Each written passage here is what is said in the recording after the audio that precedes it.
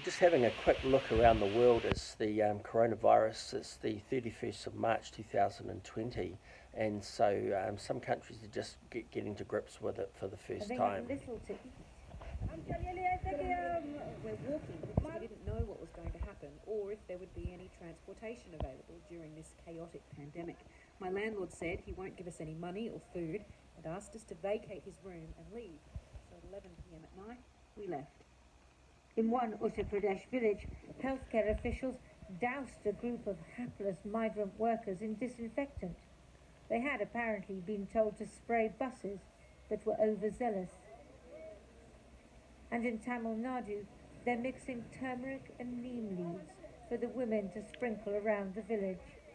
Less of a program of disinfecting and more of a libation to appease whatever gods have seemingly cursed the whole world.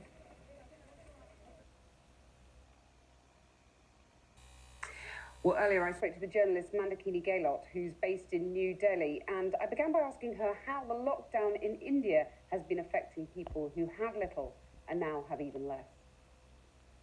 The situation is fairly dire all along the major thoroughfares of Delhi.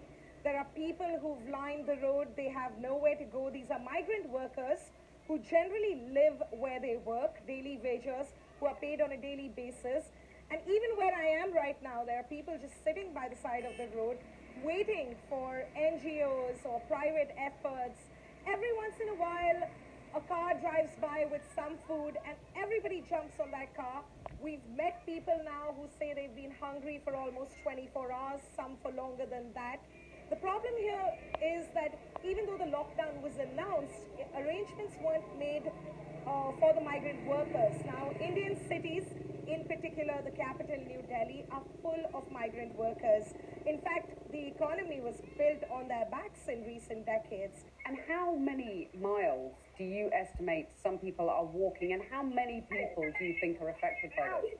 It's almost impossible to estimate that at the moment. Just in Delhi alone, the numbers that we've seen are staggering. Yesterday at Delhi's main bus station, reports said that there were about 40 to 50,000 migrant workers waiting for buses to take them home. Of course, there were no buses, even though they were promised earlier in the day. But later in the day, the government decided that the borders should remain closed. People should stay where they are, including migrant workers. The government has set up temporary shelters and food distribution points at various places across the city, about 250 of them. But again, it seems to be that they're just not enough. I've been out since early this morning, so about 10 hours ago, and I've just seen a constant stream of people walking with their children, walking with their bags, asking for food, and it's just really tragic, the kind of scenes that India certainly hasn't seen in many, many decades. The government has announced a multi-billion-dollar bailout of food and cash. Is any of that reaching the kind of people that you're seeing there? They're simply overwhelmed. There's just thousands of people who the government, well, I would say millions of people who the government is feeding every single day. But the fact remains there's millions who are left out of that. And Narendra Modi has said that this lockdown is the only way to fight the virus. Does he have a point that however chaotically it's been handled, this had to happen? They're very confused by this idea of social distancing. What is social distancing when you live in a tiny room, 7 to 10 people in that room? It's impossible for them to, come up with a situation where they'd be able to leave a meter or 2 meters of space between each other. So I think this is a confusing message for people who don't have enough, who live in tiny homes. What is social distancing? How do you practice it when you just don't have food? Mandakini Gaylot, thank you so much for joining us. So there you go. That's the herd response in a sense, because the virus will spread through a population, and obviously